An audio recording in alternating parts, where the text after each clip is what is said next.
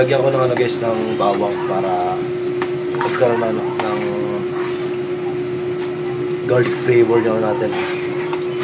Chili paste, chili sauce. Mamaya lalagyan ko to ng konting asin tsaka asukal.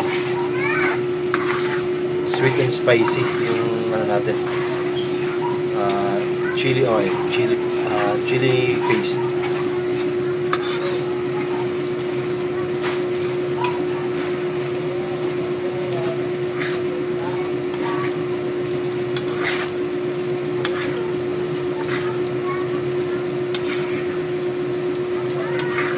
Kapag ganito na yung